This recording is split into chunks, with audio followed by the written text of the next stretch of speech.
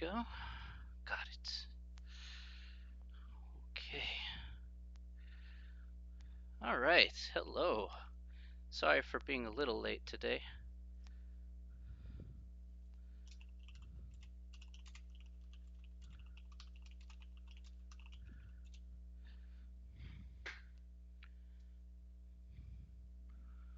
Okay.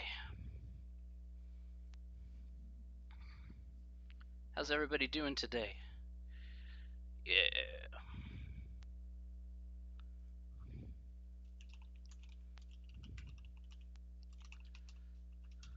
How's everybody today? I hope everybody's doing okay. Yeah. Ha ha! I'm back. All right. All right. Well, that's good. Hopefully you're ready for the weekend.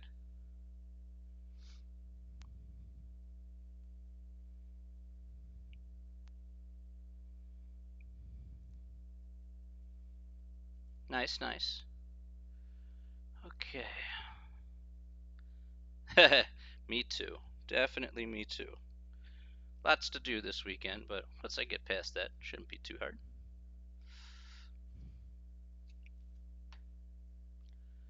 Okay.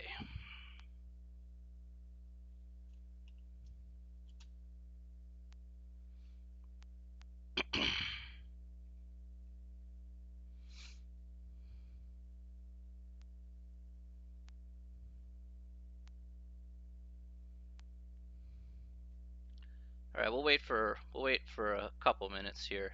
I know I got in late, so some people probably haven't seen the push notification yet. So we'll wait just a couple minutes and we'll get started after that. So, whew, man, it's warm in here. Okay, what the heck? Jeez, spam my phone. Why don't you? I see some other people starting to get in. There we go. There we go. Nice, nice.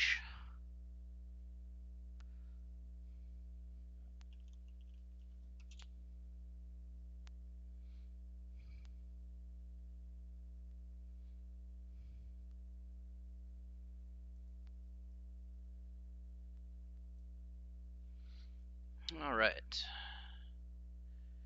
Maybe like one more minute and then we'll get started.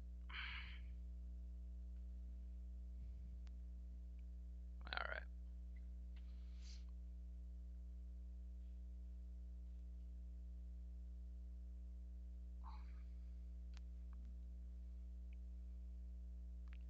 Afternoon, Chase. How are you?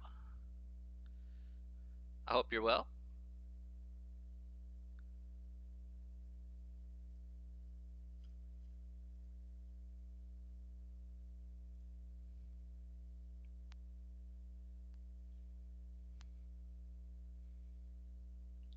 Hey, how's it going? It's going very well.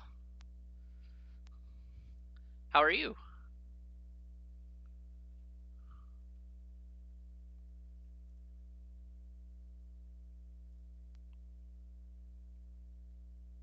Hey, Planet. I hope you're doing good.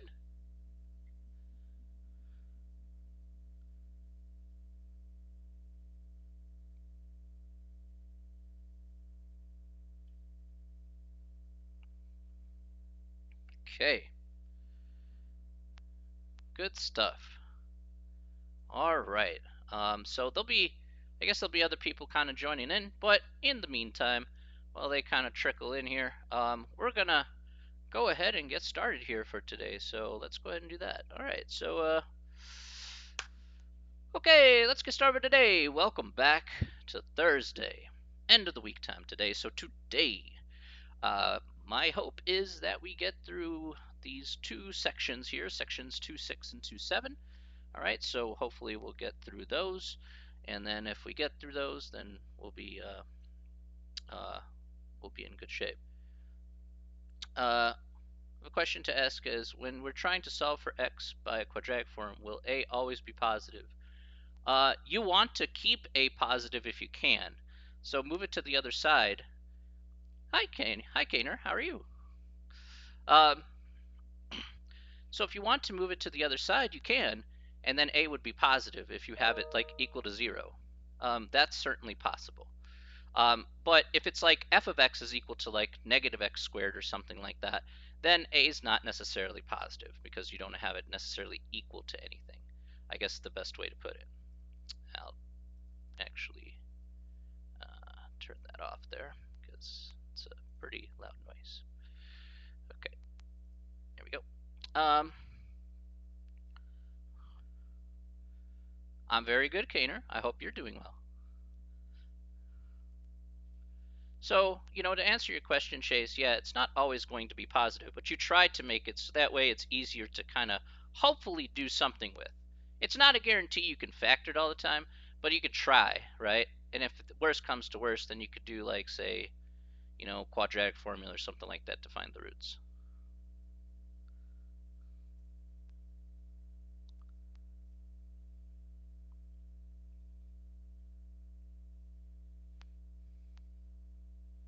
Hey, no problem, my friend. Yeah, no problem. Okay. Are there any other questions before we get started?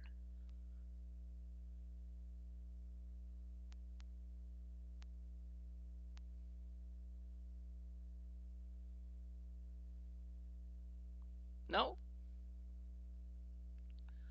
Okay. So we're going to go ahead and get started here with section 2.6. As you can see up here on the screen, we have the handout from section 2.6. Again, you can find that on D2L. We're going to talk about various things here in this particular section, dealing with combining functions and composition functions. So let's go ahead and get started with that. Okay, so let's look at number one. Number one says, what are the sum, difference, product, and quotient of functions? Okay, so let's go ahead and take this and put this together.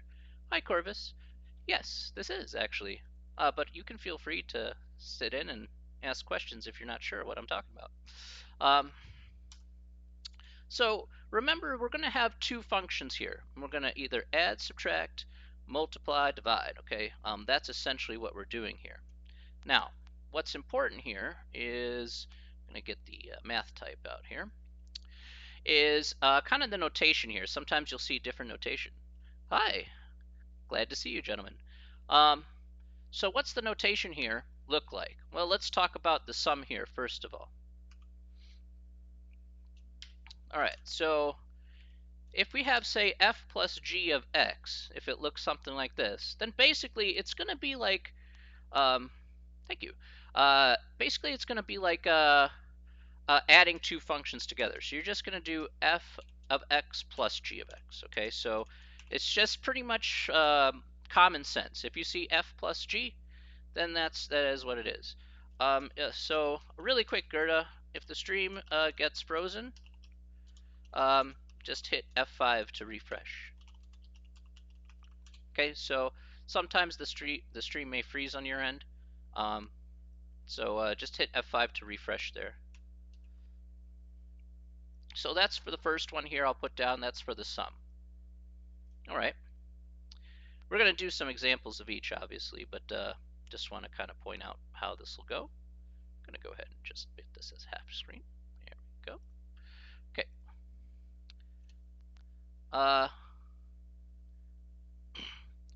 That's not working. You hit F5 to like reload the stream there.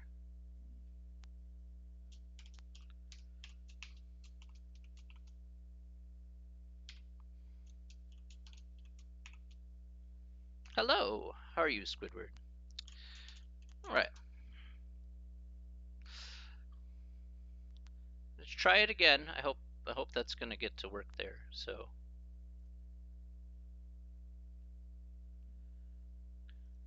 okay. All right, next is f minus g of x, which is f of x minus g of x, so you're just subtracting both functions from each other.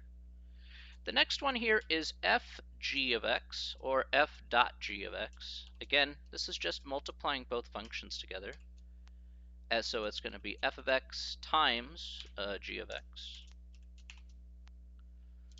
Okay, and then the last one here, also pretty straightforward here, so that's going to be f over g of x, And so that's going to be, again, just taking that function f of x and dividing that straight up by g of x. Easy peasy. All right. Gerda, did you get it to work? I hope so.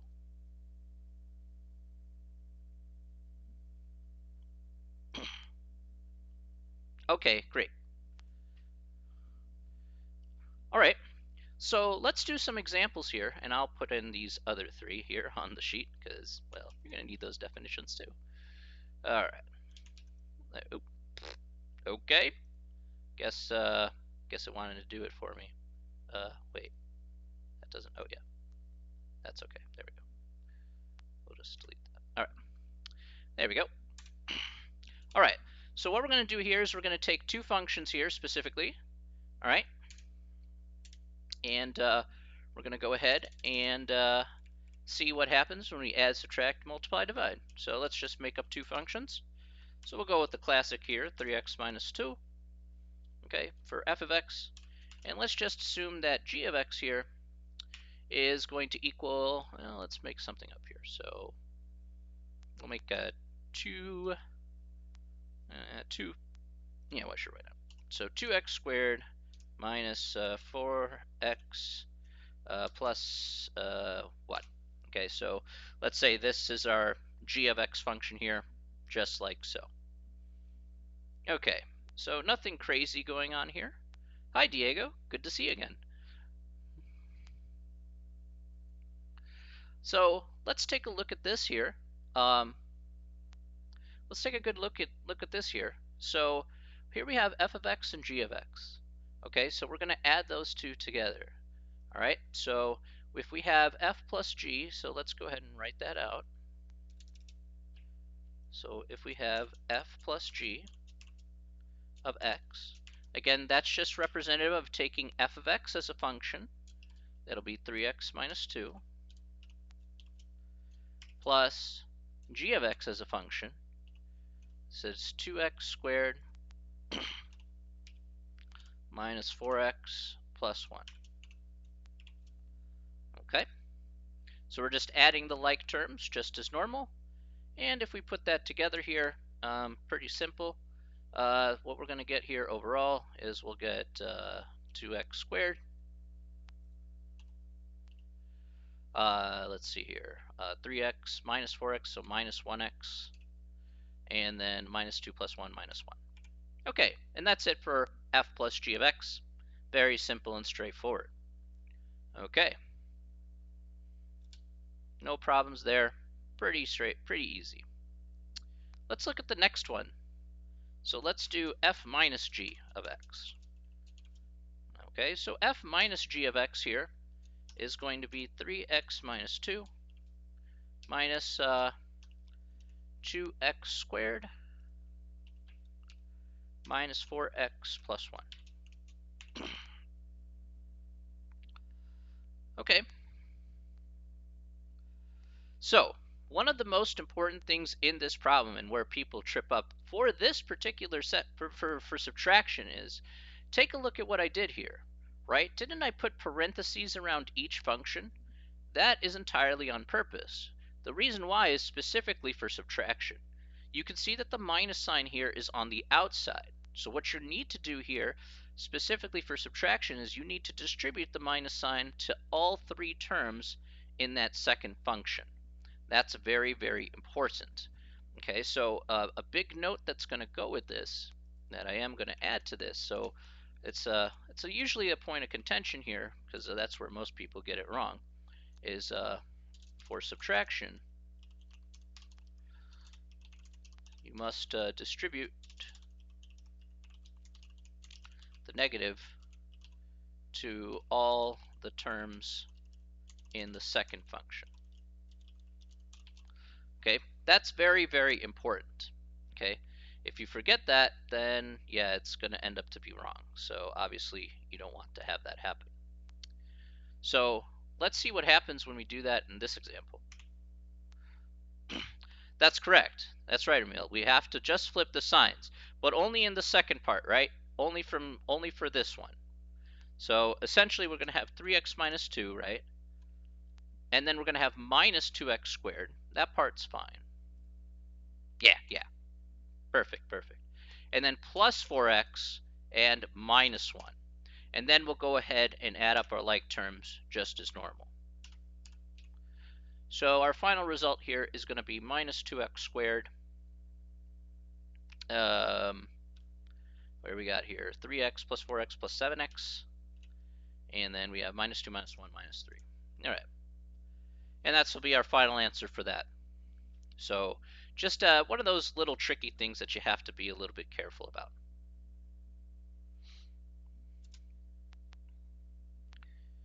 All right, any questions about that before we move on?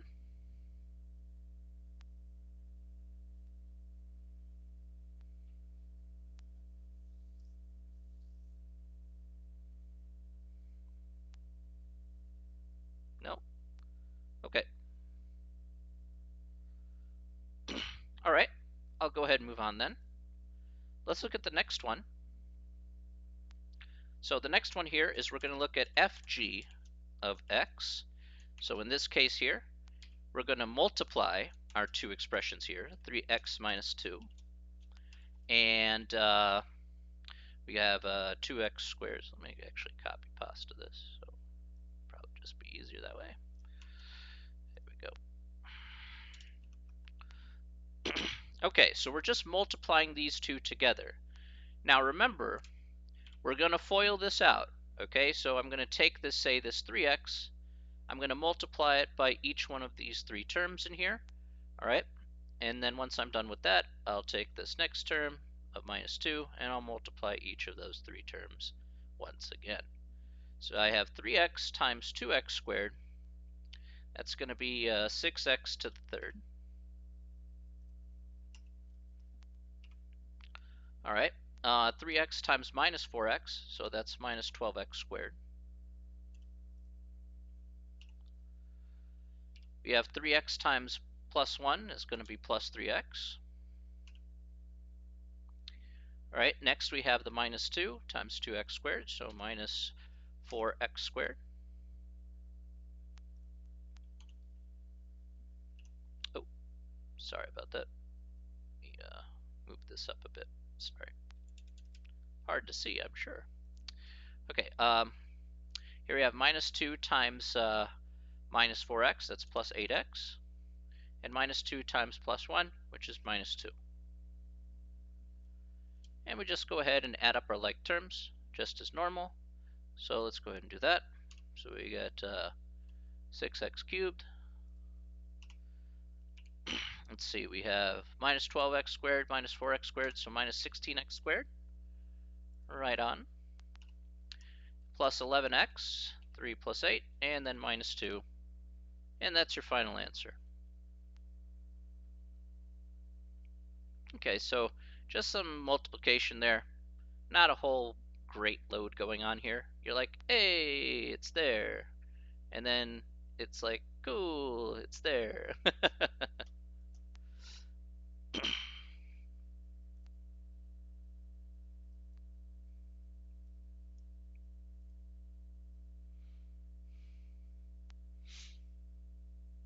All right, let's look at the last one here.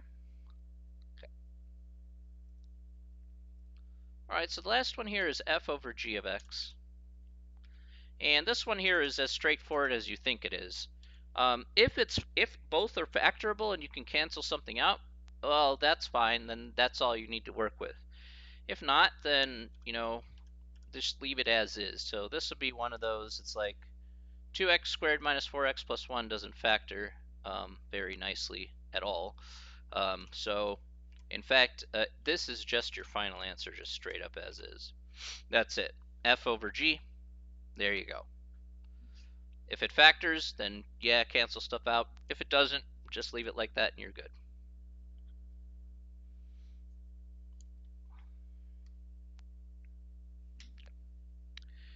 Any questions about that?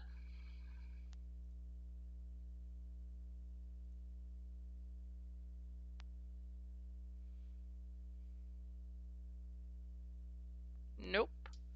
Alrighty. Hopefully that's not too hard.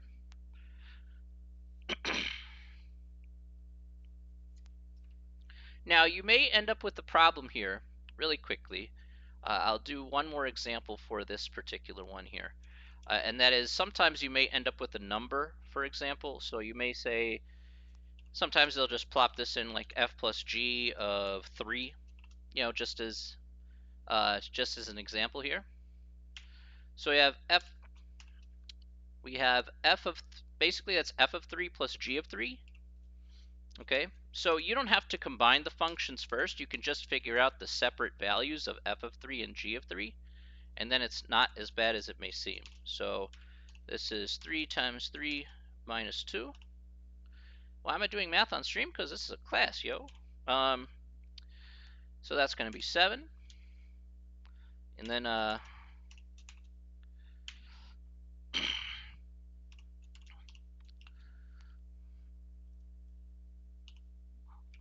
and then we got minus 4 times 3 plus 1. Yep, we're doing college algebra, my dude. So let's see what we get here. We get 9, 18 minus 12 plus 1. So that'll be 7. So in this case here, we just add those two, 7 plus 7, and that would equal 14. Yeah, you're free to stay if you have questions that about what I'm talking about. That's fine. Everybody's welcome as long as you're respectful.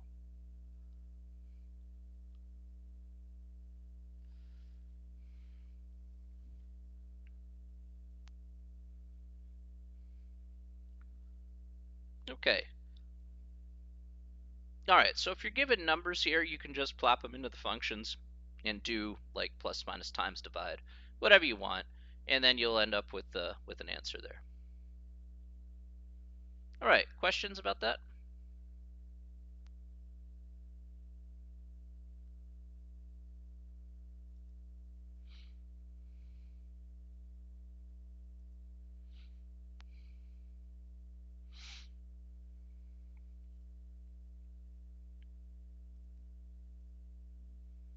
Okay.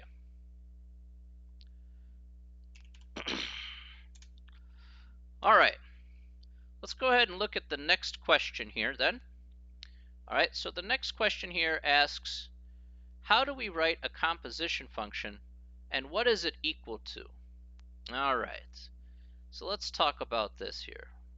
How do we write a composition function and what is it equal to? Okay, first and foremost here, we do need to specifically talk about notation. So let's talk about that first. So what is the notation here for a composition function? You're confused with the second step. Which second step, my friend? Are you talking like this right here? I just want to be sure. Chase?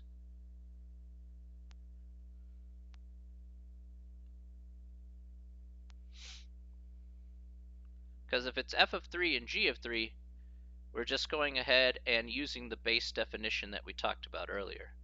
We're just plopping in the 3's in place of those x's.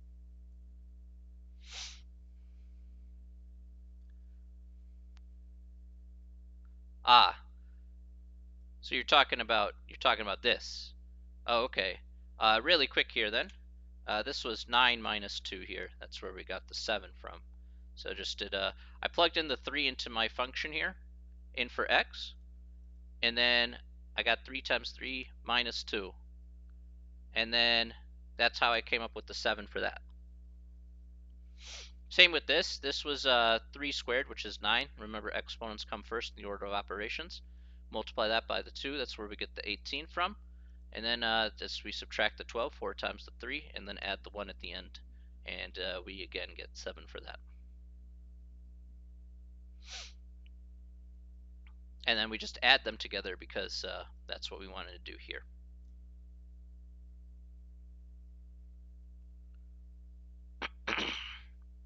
Does that make sense?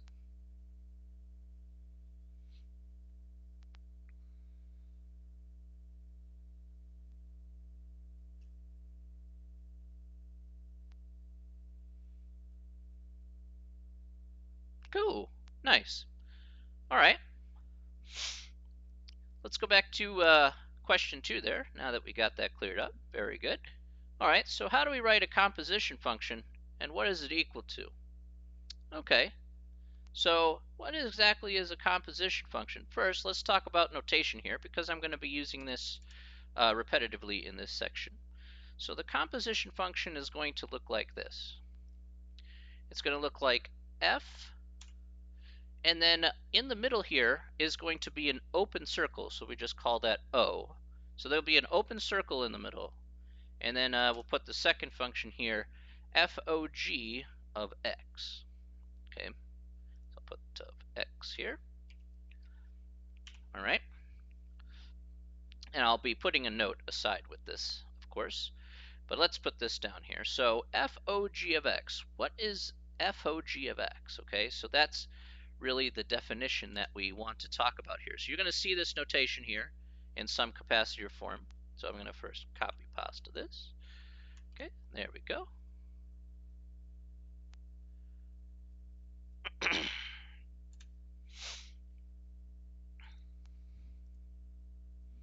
Okay, so what is fog of x? Let's take a look. So the definition of fog of x, and I guess I'll recopy that. There we are.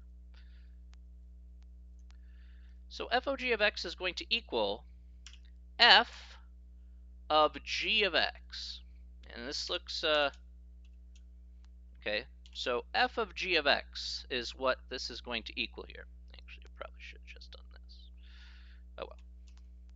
You live, you learn, you do things. All right. So this is f of g of x. And we're going to talk about what that means here momentarily.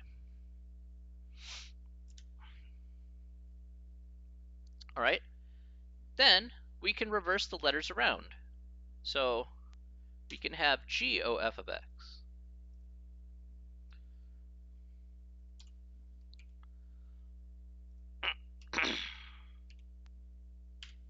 So g o f of x is going to be g of f of x.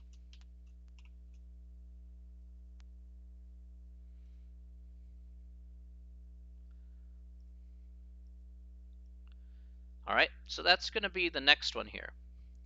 So g of f of x, if you reverse the letters around, it does make a significant difference. Okay.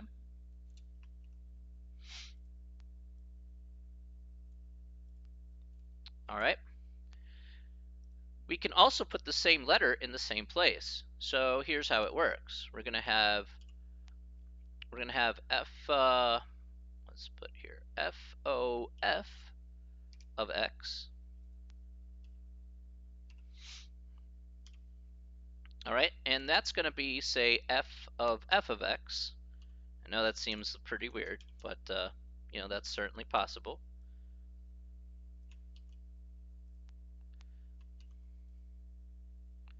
And you could even do the same for g. It doesn't matter what letter you use. You could put g here, for example. Here we could have g gog gog of x. So that's again g of x. Okay. So that'll be the last rule there for this.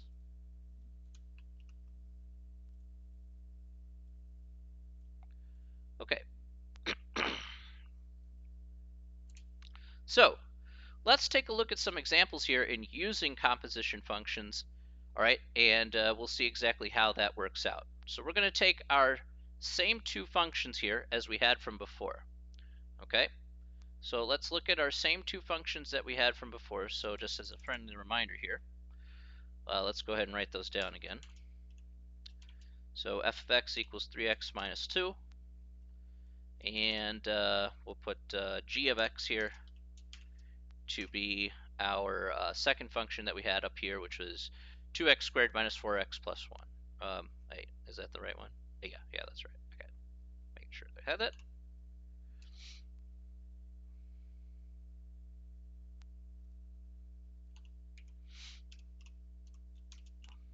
Okay. So let's go ahead and take a look here at FOG of x. Exactly what does this mean? And this is we're going to add a couple notes to this just to kind of, like I said, point this out here. So if we're doing FOG of x,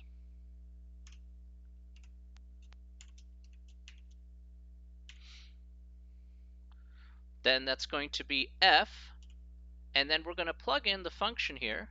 Hello, cat.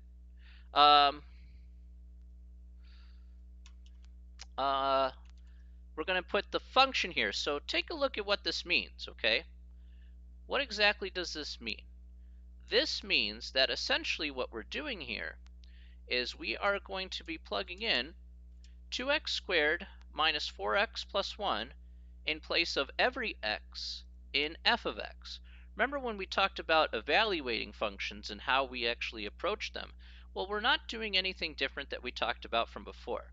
So this 2x squared minus 4x plus 1 is going to go into this x in f of x. So let's make a couple of notes here in relation to that, and then we'll take a look at what our final result is going to be.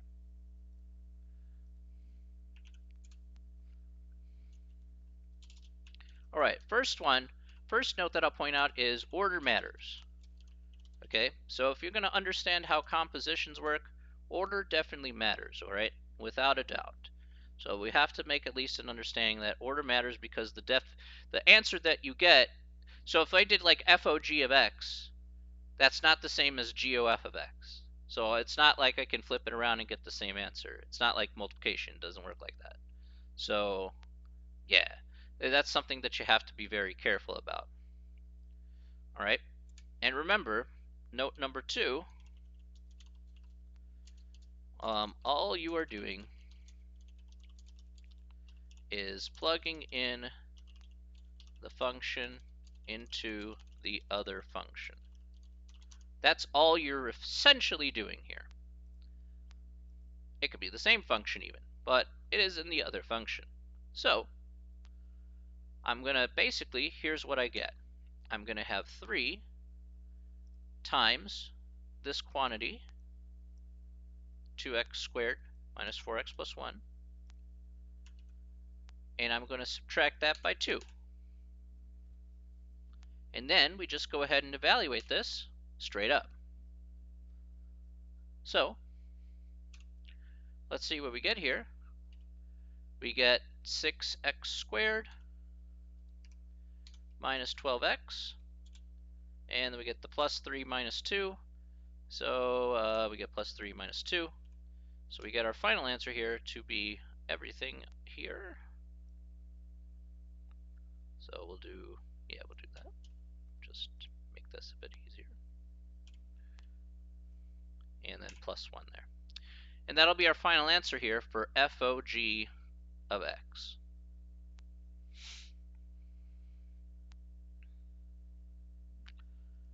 Are there any questions about that?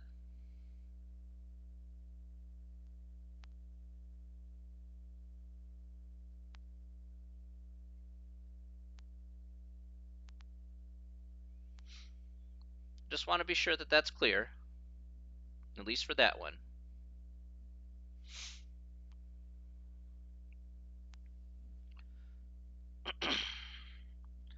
Okay.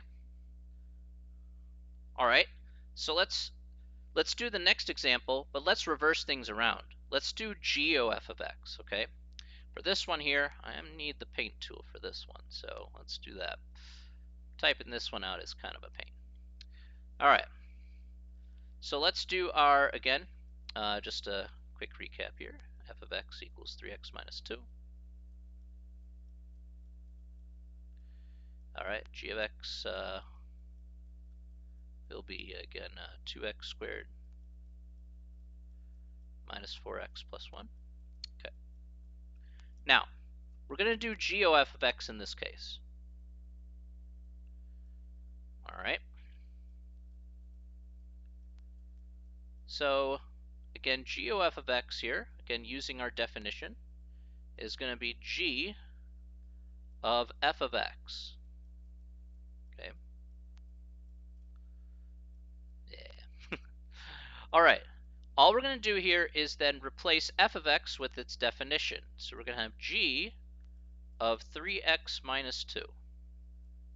Okay, just like so. All right, so can any of you guys tell me how would you write out g of 3x minus 2? What would that look like according to our problem here? What would g of 3x minus 2 look like?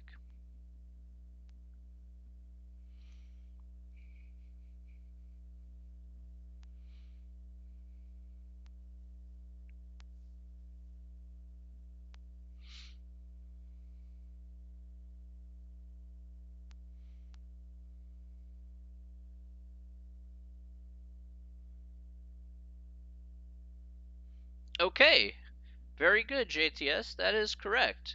Oh, with one little catch there. Just need to be a little careful about that. Remember, that's going to be 3x minus 2 quantity squared. Okay, so don't forget it's 3x minus 2 quantity squared. So you had everything else right, just that one little piece.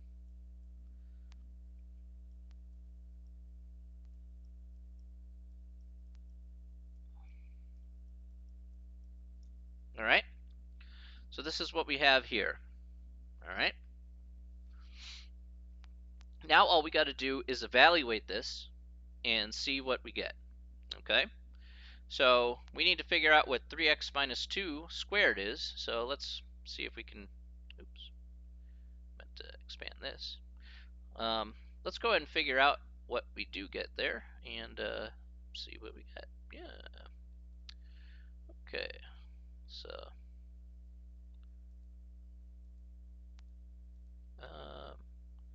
trying to make this a bit bigger. So, oh wow, it's pretty bad. Woo! All right. Well, I guess that'll work. All right. For now. Okay. All right. So let's take a good look here at. All right. Fine. Can I not resize the image? All right. How does this work? Oh, okay. That works like that. Okay. So I'm going to do a little side scratch work here. Okay. And we'll figure out 3x minus 2. Actually, let's do this. Can anybody tell me what is 3x minus 2 squared? This is actually important for this problem, so I want to check something here. What is 3x minus 2 quantity squared?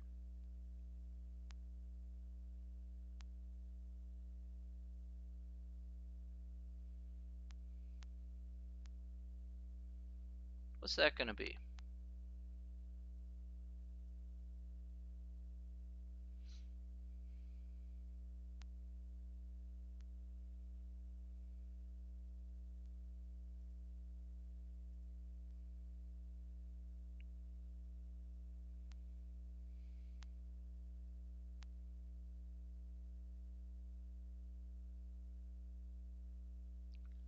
Nine x squared minus 6x plus 4.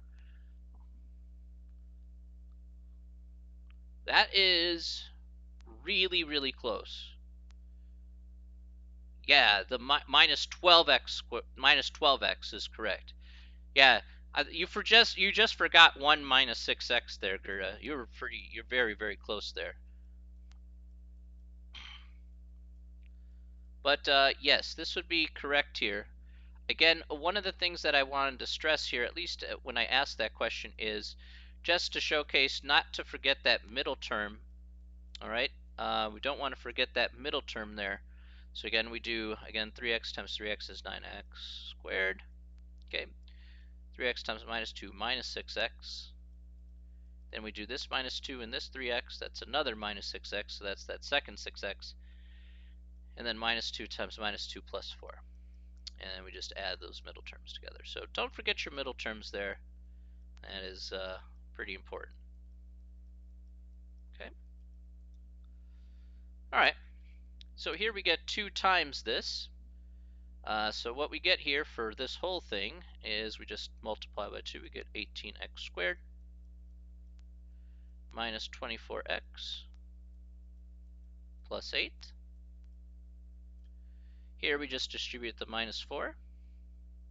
So you get minus 12x plus 8 plus 1. We'll go ahead and combine those together. We get 18x squared minus 24x. Oh, not minus. Oops, sorry. That is incorrect.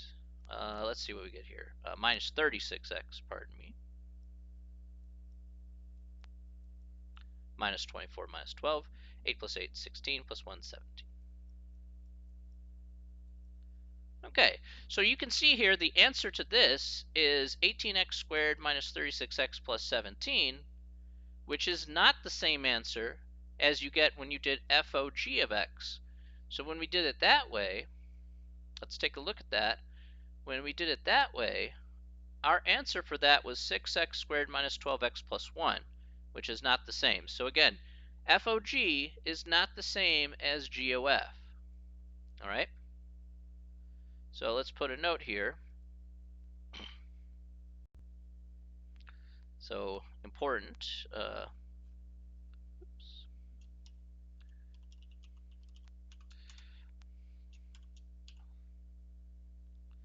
So FOG does not equal GOF. Okay.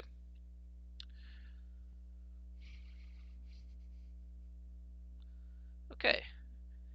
Any questions about that so far?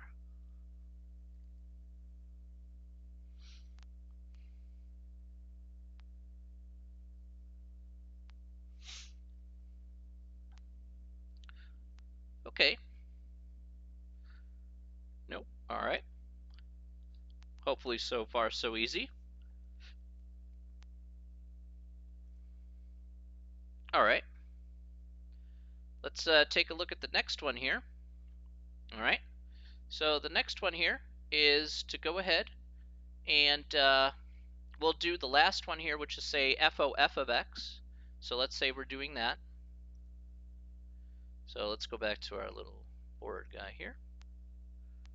We'll select all this.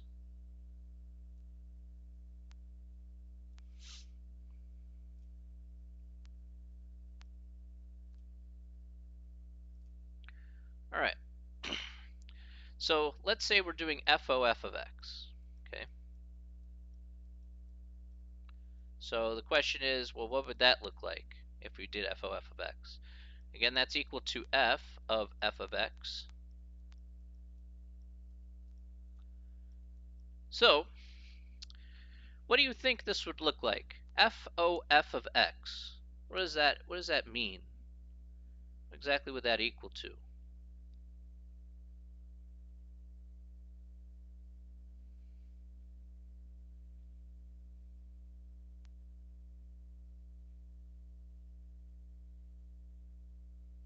All right. That's correct. Very good. All right, you guys are at least picking up on that. That's good. Yeah, you were right. I know you meant 3x there, Phantom. It's all good, buddy. All right, so that's correct. We're going to have 3 times 3x minus 2. And then another minus 2. Again, we're just putting the same function inside of itself. And if we do this out really quick, get 9x minus 6 minus 2. So we get 9x minus 9. Or minus 8, sorry. Not minus 9. Okay. And there we go. We got our final result there. So as you see there, again, you see the ways that we can actually have composite functions and exactly know how to put those together. Okay, it's not too bad. It takes a little getting used to, but really it doesn't require too much work. I promise you that. Okay. All right, next. I guess any questions about number 2 here before we move forward?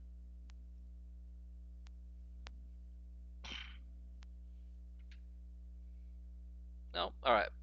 That's fine. Just making sure. In any case, will the exam be multiple choice? Some parts may require work, and I think some questions will be multiple choice. I'll be posting up on Alex a practice test before you take the actual test. So you'll get some practice with that test, and then you can do the real test. So it'll give you a pretty good idea about what kind of formatting that they want and stuff like that. Because I know Alex is a little bit picky, so.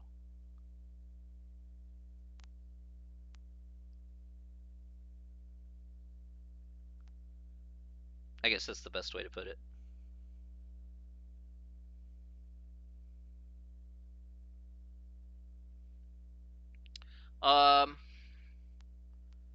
Besides, multiple choice ain't that great, to be honest. So.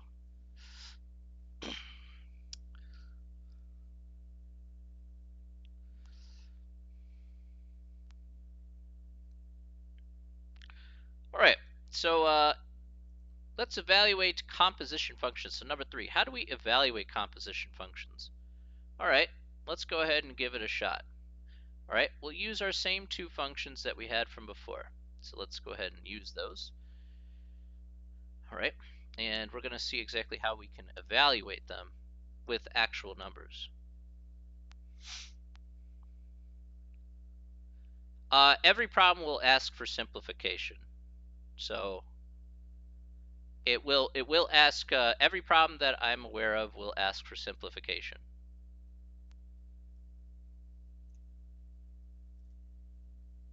Yeah, that's why they're pretty particular about how they want the answer.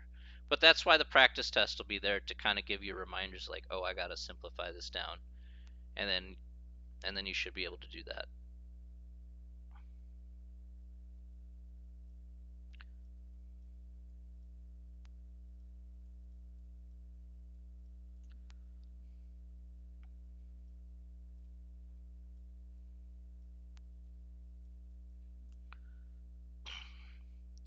Okay, so let's go ahead and do this one here. We have FOG of -2. Now the way that we want to do this is use the definition here. So this is going to be f of g of -2. Now this is the same g of x we used in the previous examples. But what we want to do here first is we want to go ahead and figure out what g of -2 is. Okay, so if we're going to figure this out, we want to figure out what g of -2 is going to be. So we take g of -2, that's the first step. Okay, and so that's going to be 2 times -2 squared minus 4 times -2 plus 1. And we'll figure what that out is right now. So this is 2 times +4, which is 8. This is plus 8 plus 1. So this is equal to 17. Now we're going to take this 17 here and we're going to plug it in for this g of -2. So what we want to figure out next as a second step is take that 17 and now use it as our new value for x in f of x. Do I have a YouTube channel? Yes. I post replays on here. I post replays on there 24 hours after the end of the initial live stream.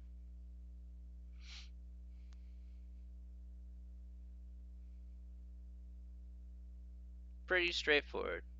Well, at least I hope to think so. You can find that on Professor Chips or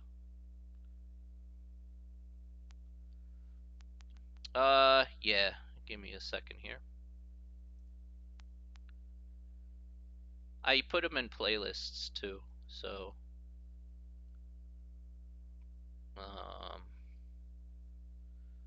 where is the thing here? Oops, why did I do that? Oh, that's the wrong. Well, that's loud. All right, that is not what I wanted to do. Why?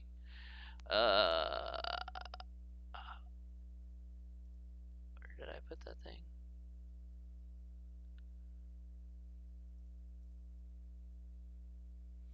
Yeah, that's nice. Okay.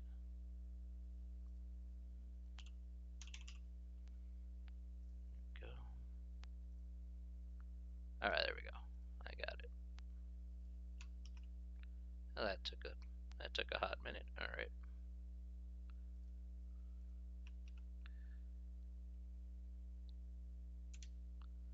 There's the link to my channel there. You'll find all the previous videos on there. So no problem. I hope it helps.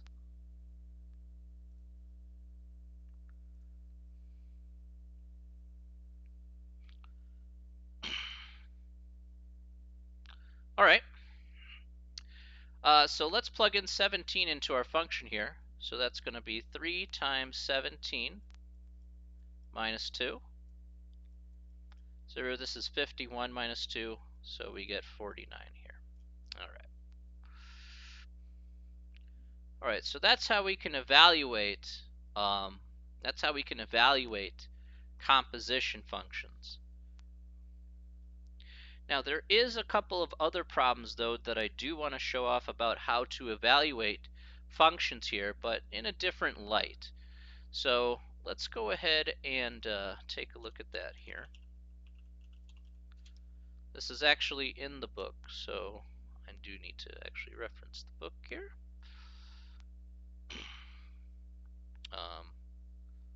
Let's see here. Let me go ahead and write those out. So, right, okay. Let's put that out. It is,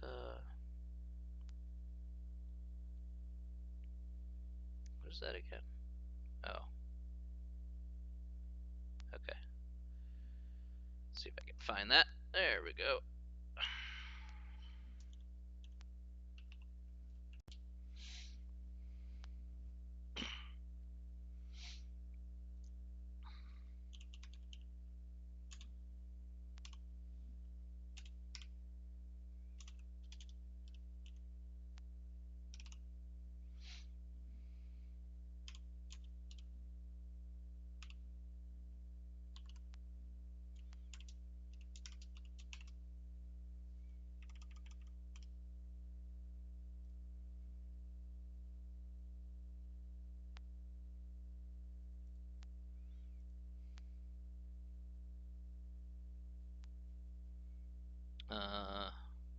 Okay.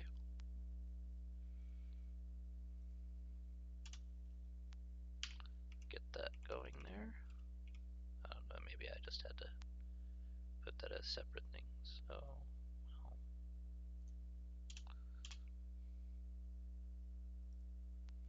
Okay, so I'm going to put up a graph here. Where did I get the 3 from?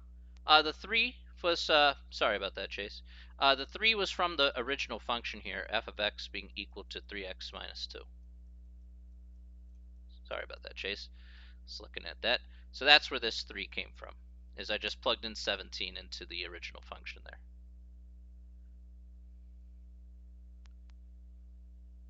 I'm going to try and get this here.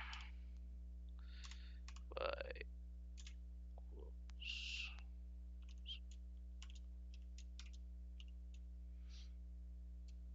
All right. Absolute value. Okay.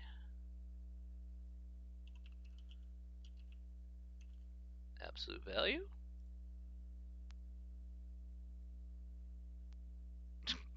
Okay. This usually works okay. I'm not sure why this doesn't work now.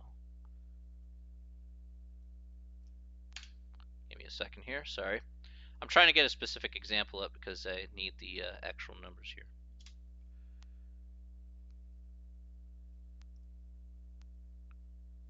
Do I not?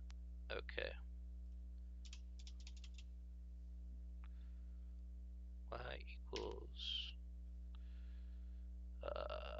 where is it?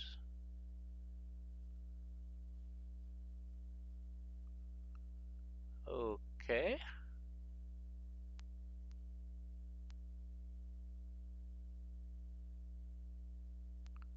that's weird.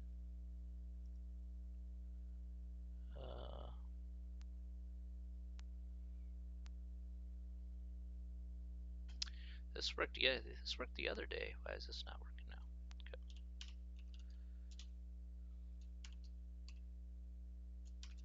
Let me check if this works. Okay, so suddenly that works. Okay, fine. Y equals. All right, let's go with this.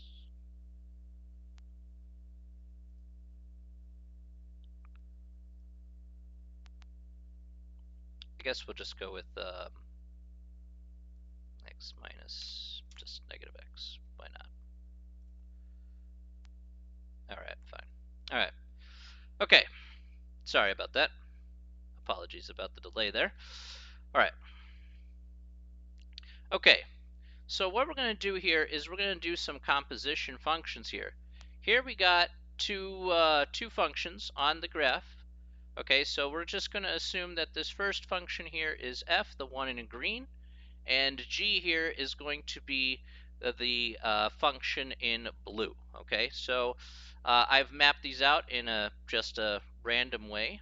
All right, so these are two random functions here. I try to get as close to the book as possible, but sadly that won't happen. But in any case, we can still figure stuff out.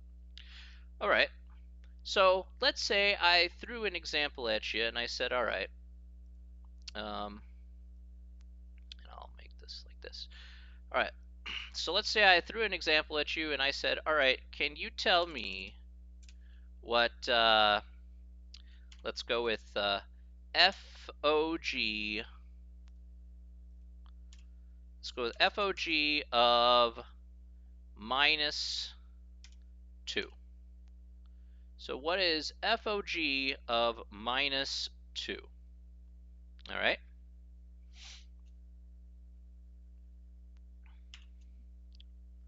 So if we're to look at a graph and we're supposed to figure out, and I'm telling you, say, hey, can you tell me what FOG of minus 2 is? Well, let's take a look. Well, using the definition, this is f of g of minus 2. Okay, that's what we have here first. We have f of g of minus 2. Now remember the way that we did the evaluating with, say, the last example here. We did the inside here first, so we need to figure out what g of minus 2 is before we do anything else. So take a look at the graph here. What is g of minus 2? G is going to be the blue graph, by the way, so just to let you know. So f is green and g is blue. So take a look at the graph there. What is going to be g of minus 2? What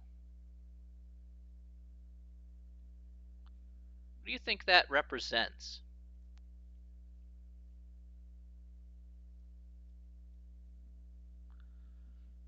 2. That's correct. Remember what g of minus 2 represents. G of minus 2 represents, and we talked about this when we talked about functions, is that if we talk about f of x or g of x, that's the same thing as y. So in a sense, what is this really asking you here? All right, this is effectively asking you, this basically asks what the y value is at x equaling minus 2 on the graph. I'll actually put that on the next line there. Yeah. Why do you do this? On the graph of g of x. So this is basically what this is asking you to do. What's the y value at x equal to minus 2 on the graph of g of x? And correctly stated by Phantom here, let's take a look at this blue line here. All right, this blue line being g of x. Well, at minus 2, we get positive 2. So the answer to this, at least the first part here, is g of minus 2 is equal to positive 2. Then we're going to take this positive 2 and plug it into the entirety of g of minus 2. So what we're going to do next is we're going to have f of 2. And now we're going to look on the graph of f, all right? So that's the green that you see here. And what is the y value when x is equal to 2, all right, on the graph of f? What's that going to be?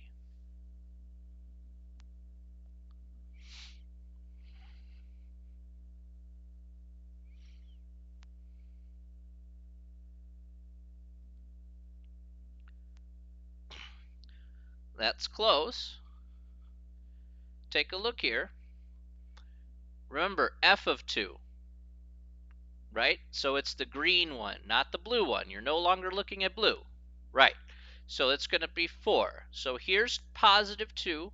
We want to look at the green graph, and we see up here that it hits at exactly 4. So that's going to be our final answer for this problem here, is effectively that FOG of minus 2 is going to equal to 4. All right, let's give another one here to practice though, because of course, you know, we kind of guided through that one. So let's try another one, and let's see if we picked up on it a little. So let's try here. But when we solved it, we got 49. Oh, but those are two other functions here. I used two different functions in this case. So this is an entirely separate problem. Yeah, I did not use the same two functions that we used in the previous examples. I decided to choose two easier functions to look at the graphs at. So those two graphs are not quite simple to use, so I wanted to try something a tad bit easier to understand.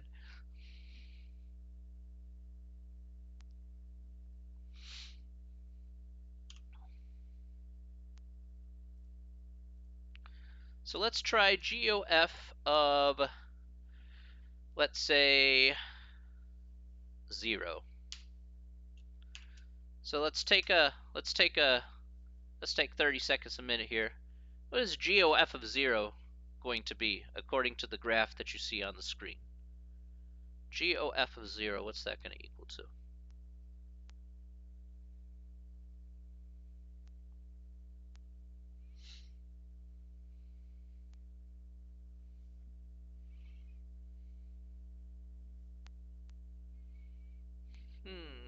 -4.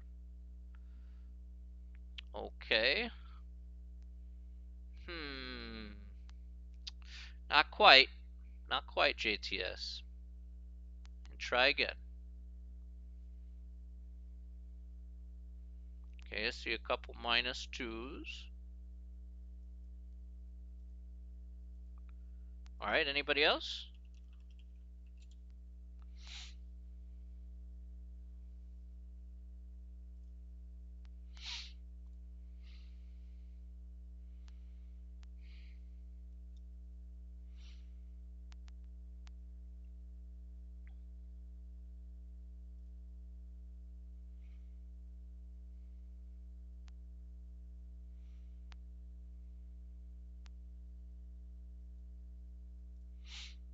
All right, let's take a look. All right, let's see if that indeed is the answer. So this is going to be G of F of 0. And F of 0 here, the green part of the graph, is going to be 2. Okay, so we're going to take a look at G of 2. And at G of 2 here, if we look on the graph, that's going to be -2 as a result. So that is indeed the correct answer. Nice.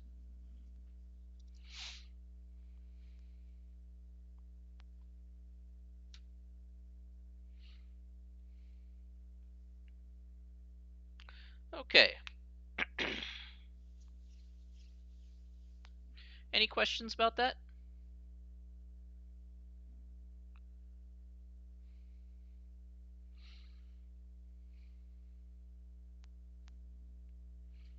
Nope. Okay. Very good. All right. Let's go ahead and look at the next question then. Okay. Um, shrink this. Okay. So the last question here for this particular section is, how do we find the domain of a composition function?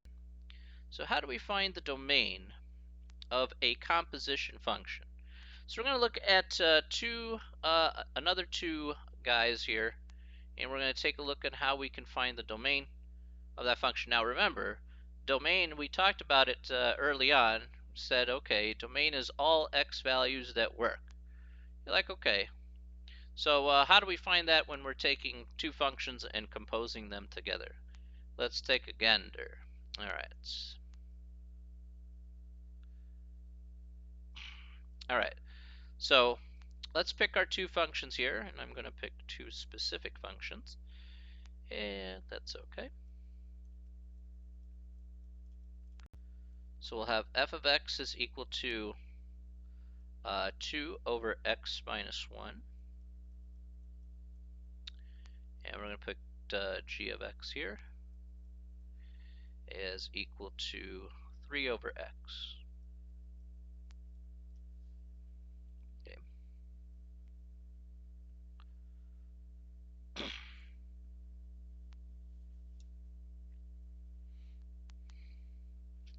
Okay, so what exactly does this look like here? So let's say I want to find the domain of fog of x.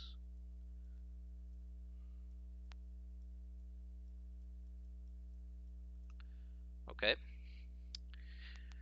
Now, there are several ways to solve for this. It's not too bad to put this together, but what is important here is actually, in this particular instance, what is very important in here is actually going to be the second function that you see here.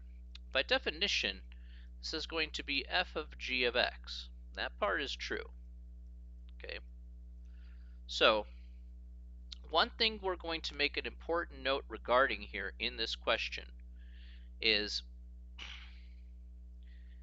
going to be this. Let's put this here. Basically says this. It says, so what's the big key here? The key here is if the second function in the composition,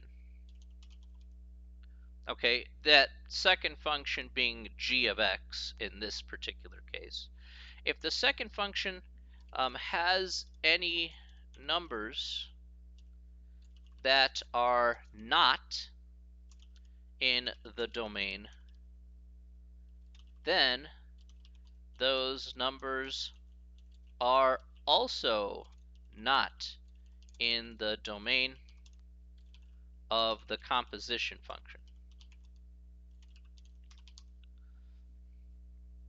Okay, so the first thing that we're going to look here is looking at the domain of g of x. Okay, so take a look. G of x here is equal to 3 over x. Are there any numbers in that function that don't work?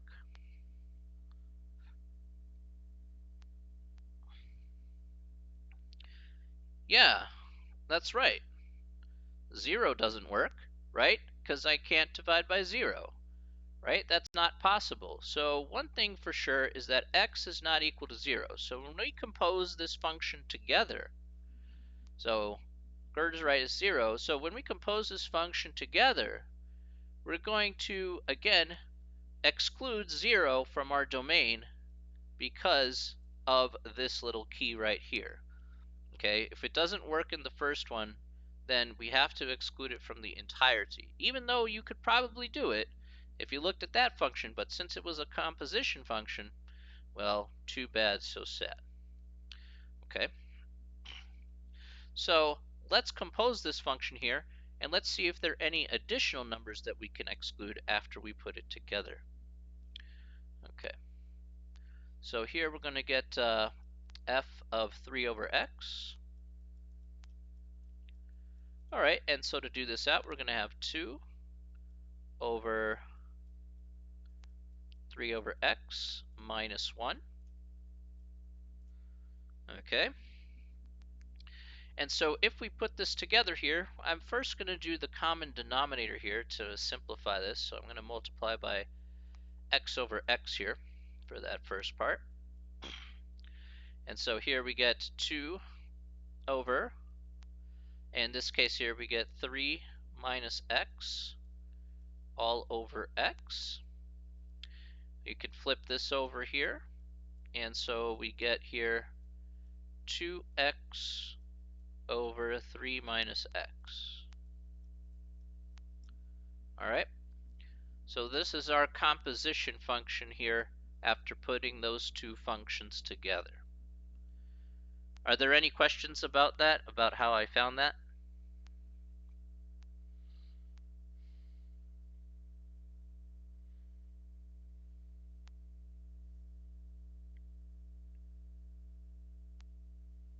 Okay.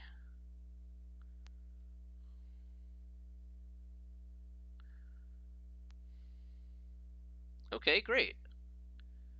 All right. So let's take a look at this function here. We've already excluded one value. X cannot equal to 0. So let's go ahead and see what other numbers we can exclude. Are there any other numbers in this composition function that we can exclude? Yeah. Gerda on the ball today. That's correct. Positive 3.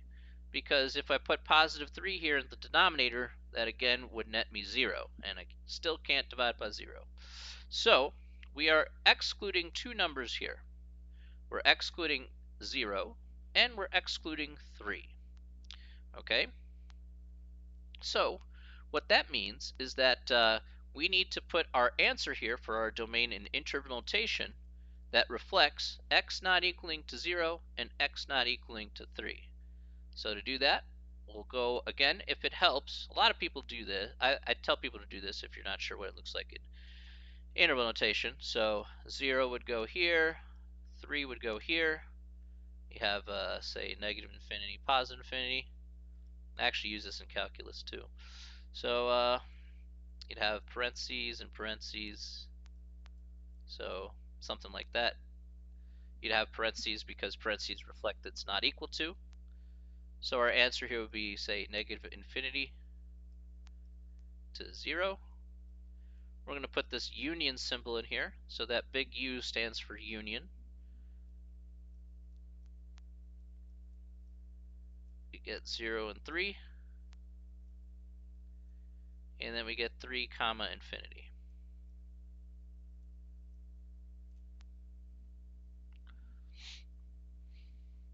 And there we go. We got it. And that's how we can find the domain of a composition function.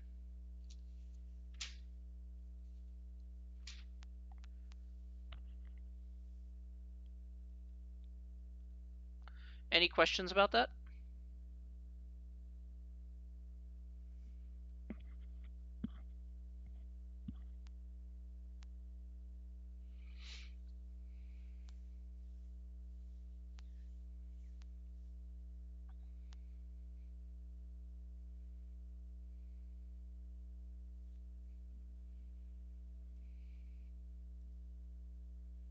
Okay, now let's take a look here at one more example. Why couldn't x be 3 again? Because in the denominator here we had 3 minus x. And so because your denominator, let me see if I can, yeah, there we go. So because in the denominator here,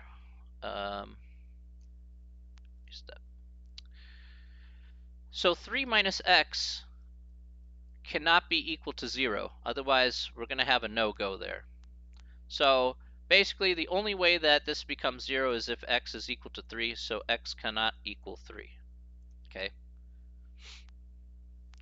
Oh, okay. Yeah, sorry about that. My handwriting's kind of garbage, so I apologize.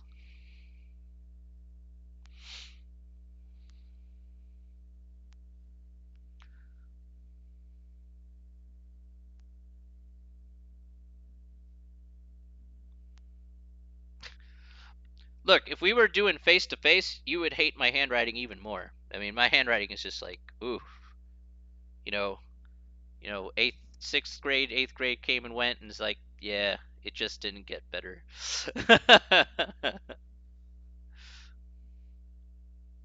It's like time stopped. It's art. If only I didn't get kicked out of art class in sixth grade. Yeah, it's art, all right. Complete masterpieces, let me tell you.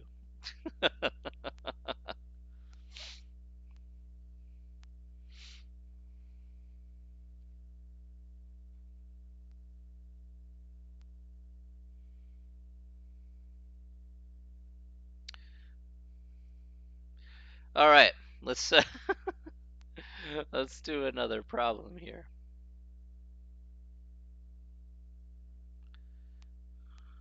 It has that je ne sais quoi. Yes.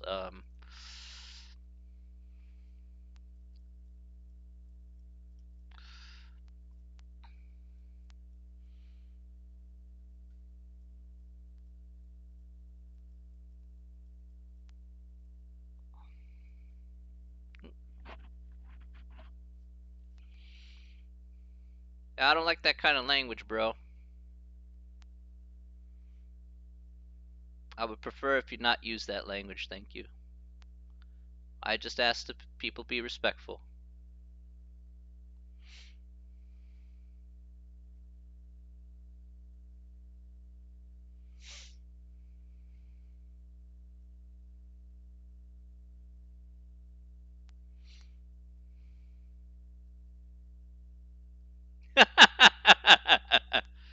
mm. I mean, my handwriting is just. Whew. I was taught two systems. I guess that was the issue because when I was growing up, they taught you cursive back in the day, and then I switched to print because I realized I was writing too slow in cursive. Like I wrote really slow in cursive. I haven't even used it for such a long time now.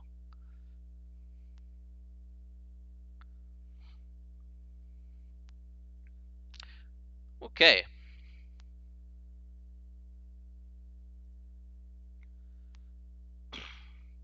All right, so this is our function here, 1 over 2x minus 3.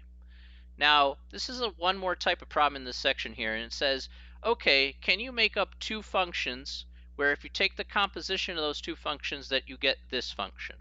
So can you come up with two functions such as g and h? All right, so come up with the function GOH where GOH is equal to f of x. Okay, so you come up with one function g, you come up with one function h, and then hopefully, that will work out just fine. So again, remember GOH is g of h of x, okay? You could literally put any letters in here, so you can be very flexible with your answers here. But the easiest one here, I'll go ahead and show off what the easiest one is. So think of h of x as being the inside function and g of x being the outside function. Okay, that's basically how it's going to work out. So if you look at the inside function here first, which would be the h of x, this is your inside function, this 2x minus 3. So that's what you're going to put here for h of x. Then for your outside function, that's this whole thing that I'll put in a nice big square. This is your outside function, which is going to be 1 over x.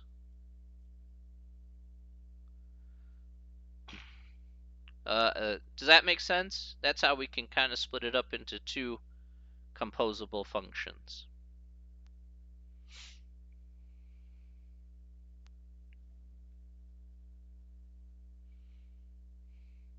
Okay, let's do one more example here and then we'll move on to the next section and get started with that at the very least. So, oops, why did I do that? Sorry. Let's have a function h of x here. We'll call this function here, let's see.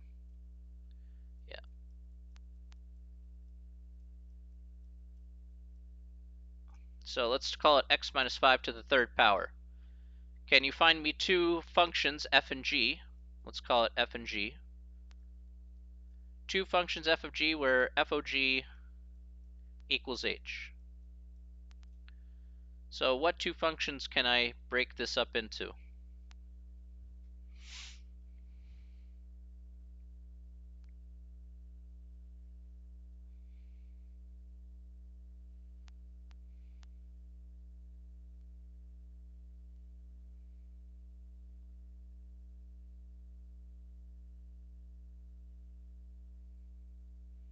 What can I get for f and what can I get for g? G of x is equal to x minus 5.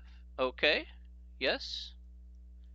And f of x is going to be, okay, JTS, that's right. So x cubed, that's right.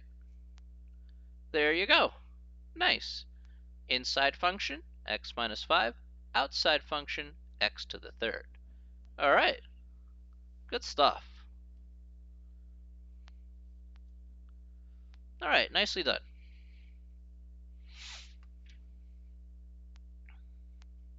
All right, questions?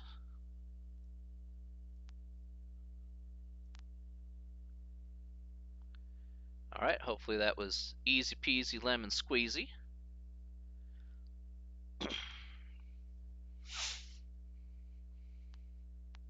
Okay. Let's go ahead and move on here to the very next section. Now, this next section here is going to be the last section here of chapter 2. So we'll see if I don't know if we'll get through it today, but we'll certainly get through it.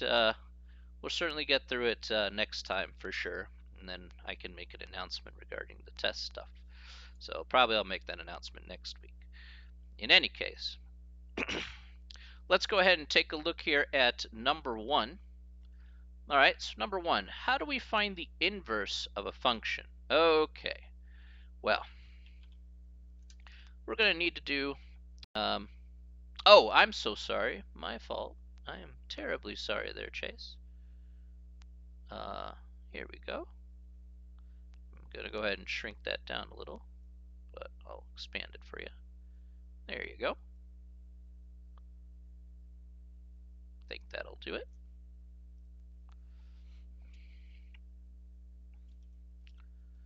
Okay.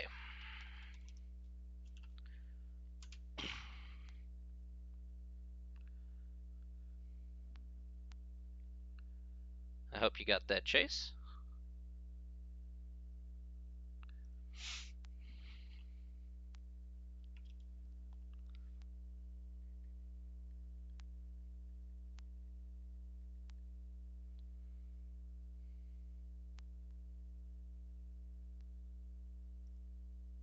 No problem.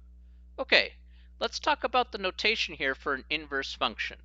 Okay, so what exactly is the notation here for an inverse function? The notation here specifically is going to be this. So f to the minus 1 of x. So this is representative of an inverse function.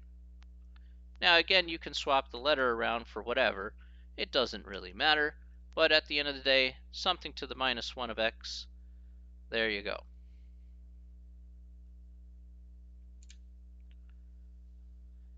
If you feel that there's a little, again,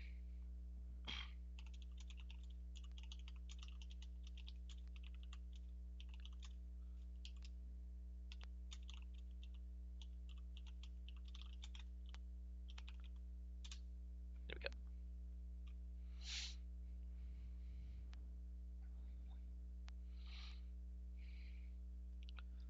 So I'm trying to get it the best quality kind of stream as possible. But if there's lag at times, yeah, just hit F5 to refresh the stream.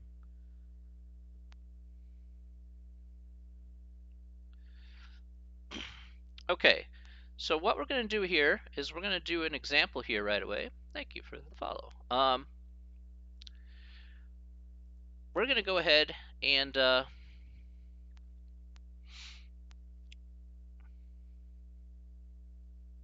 that's a good dad joke. I'll admit that. That's a good dad joke right there.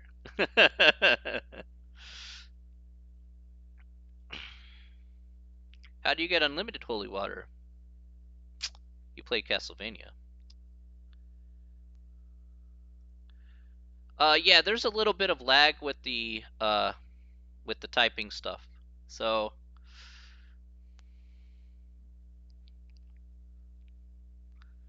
there'll be a little bit of lag for your responses there. So no worries though.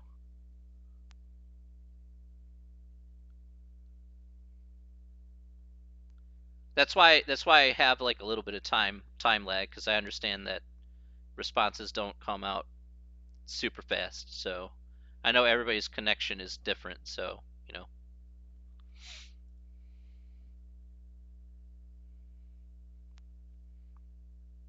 All right,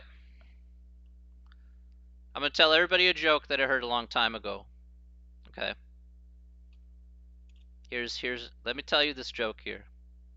This is probably the absolute worst joke that I've ever heard in my lifetime. It was from a Batman joke book, like when I was like, I don't know, 11. So let me write down this joke here. Oh no, it's really bad. It's really bad. Let me.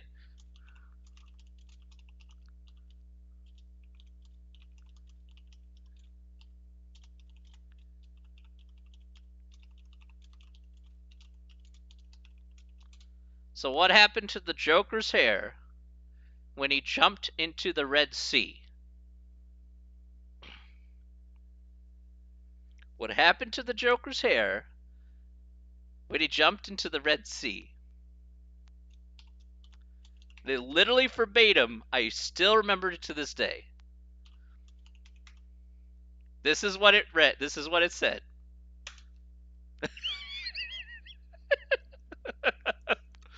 To this day, the worst joke I've ever seen.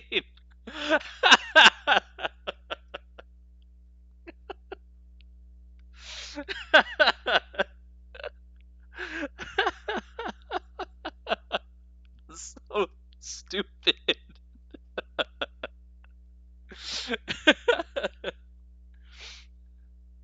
you know, whoever wrote that kind of gave up. They gave up at that point in time.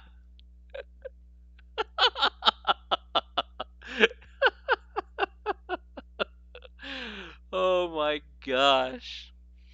The single worst answer I've ever seen in my life.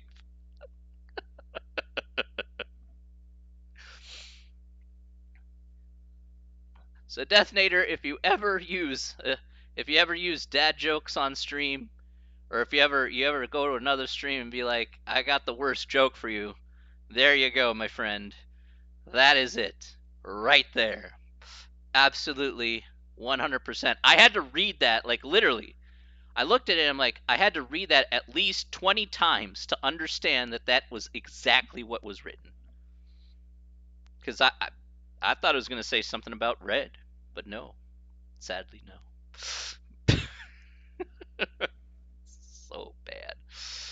So bad. Okay. Now that I've thoroughly horrified you. Perfect. All right. Let's let's do an example. Gosh darn it. Oh my gosh. All right.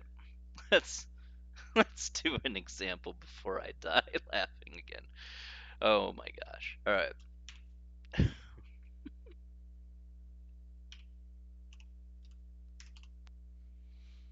We'll go with, I used 3x minus 2 already. Let's do 2x minus 5. Okay. All right. So f of x equals 2x minus 5. We're going to go ahead and find the inverse of this function. I'm sorry. I'm sorry. I just had to do it though. I had to do it. I'm sorry. Is this too good to pass up? Let me be honest with you there. Too good to pass up. Way too good to pass up. Okay, we're going to go over this step by step here, all right, in order to figure out what the inverse of this particular function is going to be. All right, so let's go over step 1.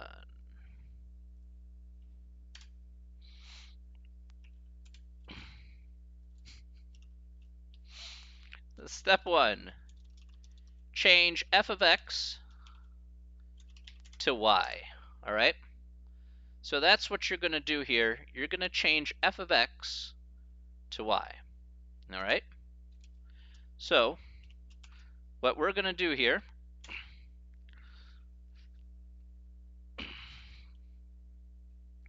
so we're going to have y equals 2x minus 5, all right? So that's going to be the first part there. Yeah, put that down. Okay. Yeah, all right. Kind of figured that was going to be the case. All right. So step 2. Yes, step 2. Yeah. All right. So step 2. Step 2 is going to be, we want to swap all the x's for y's and all the y's for x's. Okay, so what does that look like here? Well, step 2 is going to look like x equals 2y minus 5.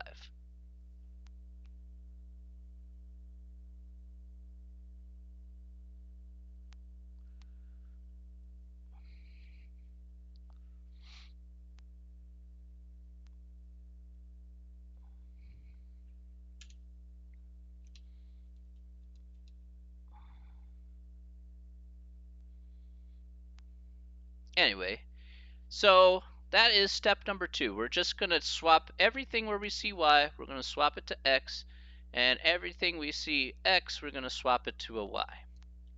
All right. Let's move to step 3. Step 3 is we want to solve for y again. Okay, so we're going to solve for y again here in step 3. Let's go ahead and take a look at what that looks like here. I'm going to do it here on the math type stuff. So, okay, so we want to solve for y here starting from x is equal to 2y minus 5. So what should I do first here?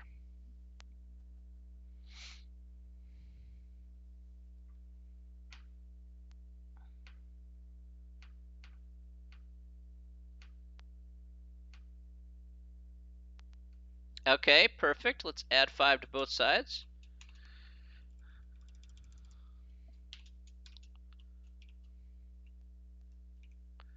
So we get x plus 5 is equal to 2y. So far, so good. All right, then what?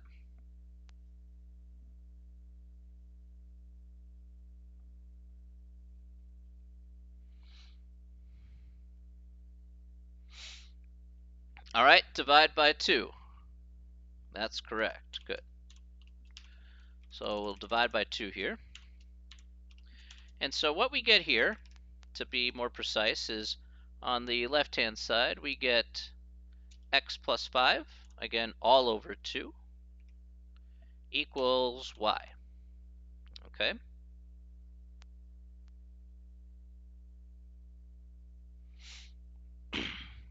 Any questions so far about that?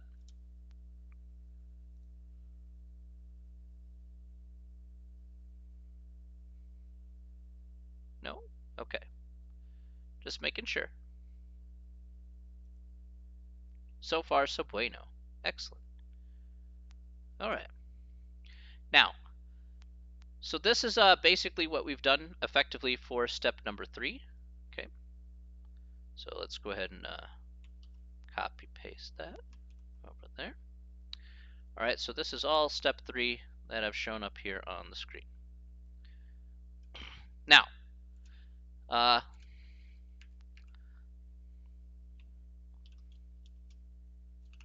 yeah, I wish it didn't do that every time, but it does, so I'm sad.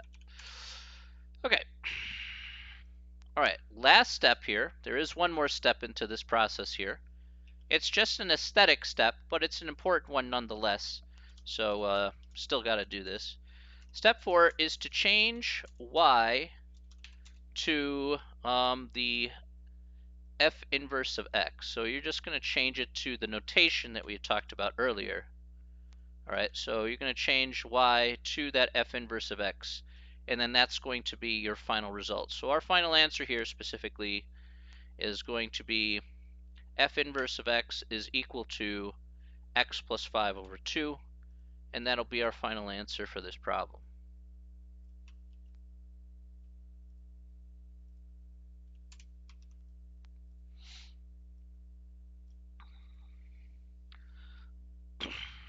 All right, cool. Questions about that so far? Hopefully that isn't too bad. We're going to do another example, of course, but yeah, so far so good. All right. All right, now this time, you guys are going to guide me. All right? So you guys guide me this time. All right? So I'm going to put up a function here, and you tell me what to do in order to get this result. Okay, so here we got our function, f of x equals x plus 4 over x minus 2. Seems fair. All right, let's go through it one step at a time. All right, Gerda says change f of x to y. That seems fair. Let's do it. All right, fully agree with that. That's fine. So let's do exactly that. Okay. All right, very good. What's next?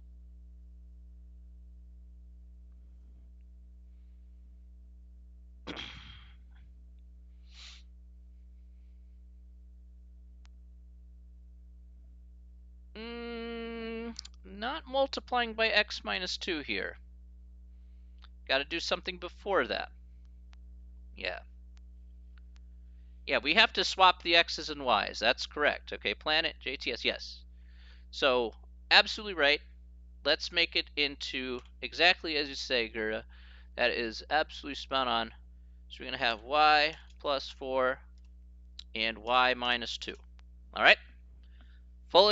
I'm fully on your train so far. Perfecto. Okay.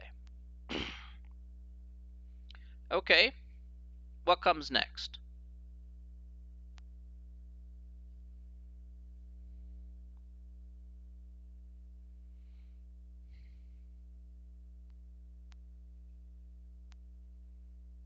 What comes next after that? Multiply by y minus 2. Okay. Let's at least get rid of the fraction. Okay, that's a fair that's fair. Okay, you can do that. So let's multiply by y minus 2 on this side, and we'll multiply by y minus 2 on this side. Oops, I should have put those in parentheses as well on this side. Let's put that right there. There we go. Okay, so the y minus 2's cancel out on the right-hand side. And let's take a look on the left-hand side. This is what we got.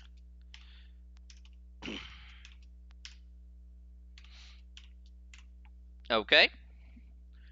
That's what we got here. All right, fair enough. All right, what's next?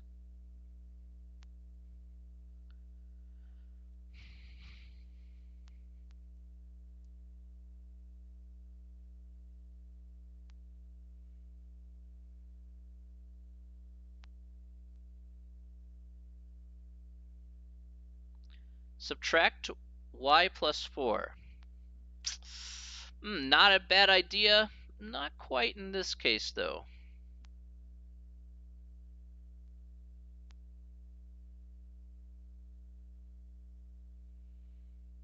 Subtract 4. Now, if you subtracted 4, now let's at least make an understanding here, right? In step 3, we have to solve for y, right? That's what we want to do. If I subtract by 4, I do have one problem. Normally that would work out just fine, but that would mean that if I subtracted by 4, I have a y on the right-hand side and a y on the left-hand side. So basically, I don't want to have, I need y to equal something in terms of x. But I can't have y on both sides of the equation. That's not possible. So albeit a good idea that we may employ later, it may not be the best idea right now.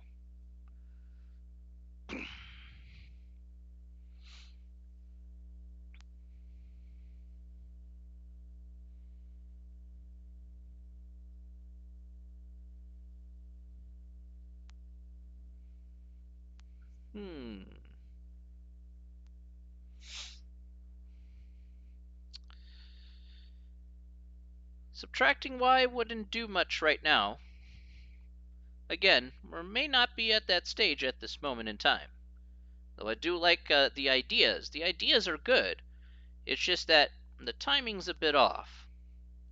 Let's think about what we need to do before that portion. Okay, so distribute the x there. So phantom, okay, so we can do that first. And then let's take a look at what we got here. So let's distribute the x. We get xy minus 2x equals y plus 4. Okay, now I agree with that. That's fine. All right, now some suggestions that were made before that. Now what can we do here? What's a good idea here?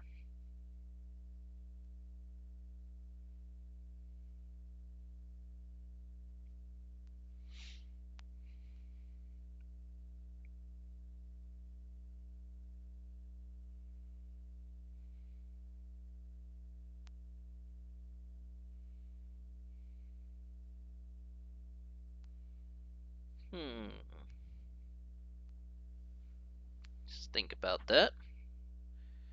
Okay. Yeah, let's, okay. We can subtract 4. That's fine. All right, so I can do that. Subtract by 4 on both sides. All right, that's fair.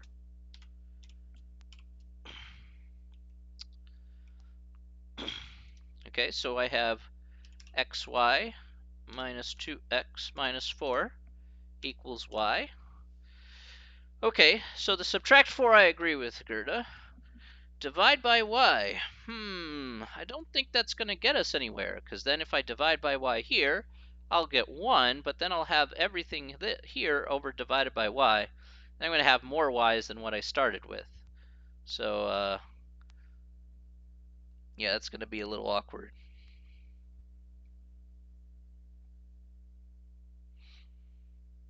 What do you think we could do instead? Again, our goal is to isolate y, right?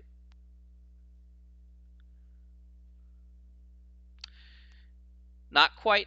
No, unfortunately, dividing by x is still going to net us a non-positive. We'll still have y on both sides of the equation. So unfortunately, that's a no-go too.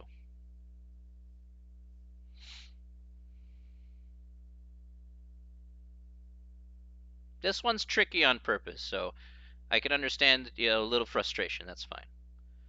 Subtract xy. Hey, I kind of like that idea. Okay. I like this idea. So let's subtract by xy.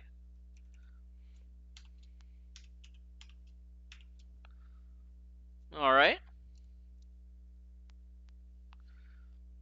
So we're going to subtract xy there. Now let's talk about that for just a second, okay?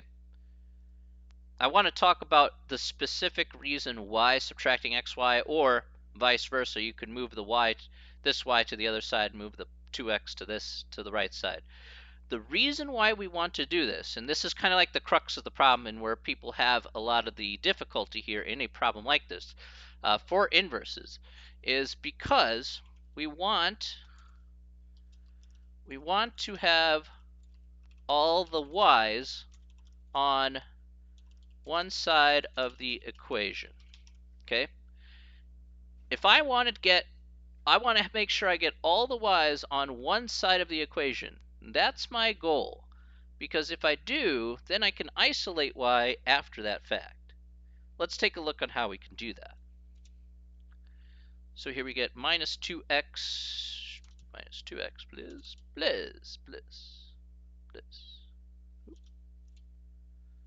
Please do. Why are you not listening to me? Okay. So we got minus 2x minus 4 equals y minus xy. And if you take a look at what we can do next after that, all right, after that, we can factor out a y on the right-hand side. And that's the big key why we want to isolate, why we all want to have all the y's on one side of the equation to solve this problem. So if we factor out a y here, we're going to have y times 1 minus x.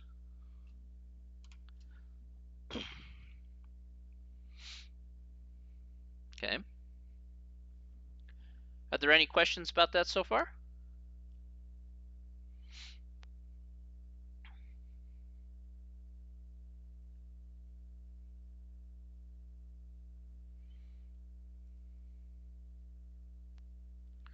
All right.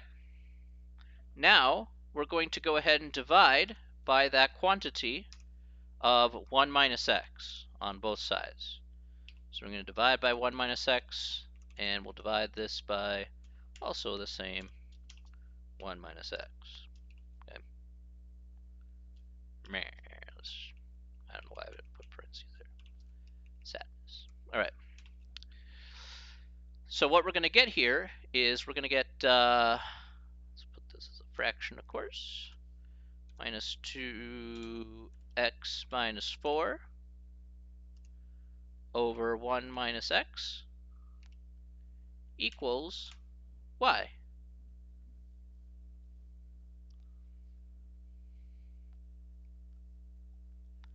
And what's the last step here? What's the last step I should do here?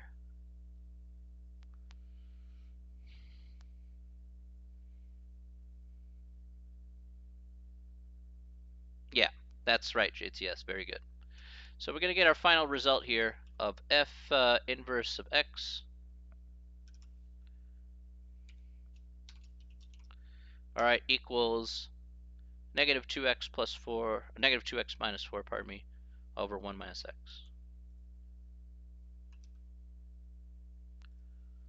Okay, and there we go.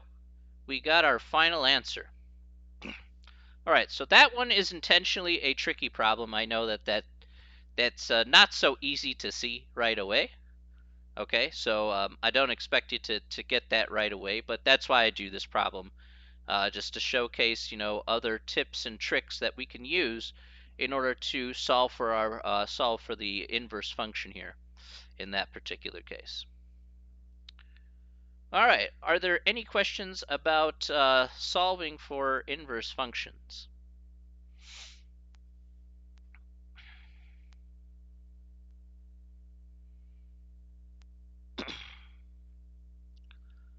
Nope.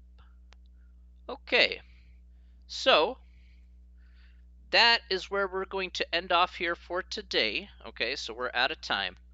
So next time we're going to finish off section 2.7.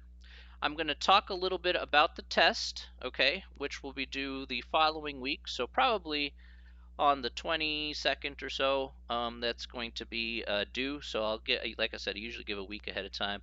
There'll be a practice test that I'll also put up so you can have an opportunity to kind of try the system out and kind of get comfortable with it. And then we'll talk about some of the details regarding that. Of course, I'll take questions over this section if you have particular problems you'd like me to review. That's practice test will be released at the same time the test will be. So basically that way you could do a practice test and then you could try it a few times or whatever, and then you could try the real test after that. So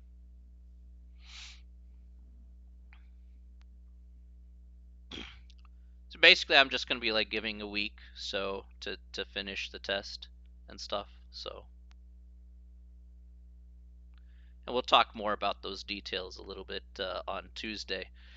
I'll also take your questions there on Tuesday for anything that you may have covered, and if there are not as many questions, then I'll probably get started here with chapter 3, just starting to kind of get right into it. So usually I'd reserve days for like test days and whatnot, but obviously everything's going to be online, so I would give you like, essentially a week to finish the test instead of just having one separate class day. So we can kind of meld a few lessons in with each other, and that should be okay.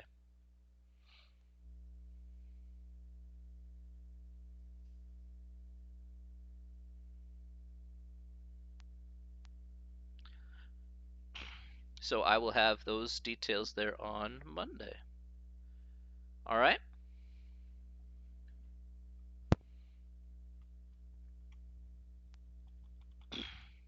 All right. You see me Monday. You mean Tuesday? All right. I'll be on Monday though, that's for sure. So yes. Uh, if there are no more questions, I want to thank you again, all of you, for coming out here once again today on this Thursday. I wish you that's okay. I wish you all a very wonderful weekend. Stay safe, stay healthy, and hopefully get a chance to relax and have a nice time. Okay? All right. Okay, everybody. You take care of yourself, and we will see you all later. All right? Have yourself a great day, and take care. This will go up in 24 hours. Um, yeah, the homework will be due the same day as when the test will be due there, Chase. Okay? So all that will be due on the very same day. Yeah, that's correct. Just finish it by the 22nd at midnight, and yeah, you should be good to go.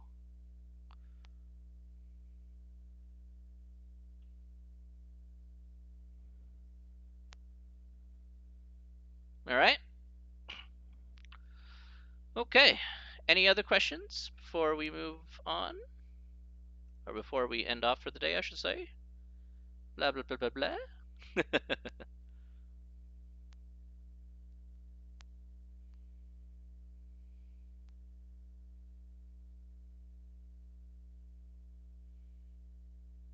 All right.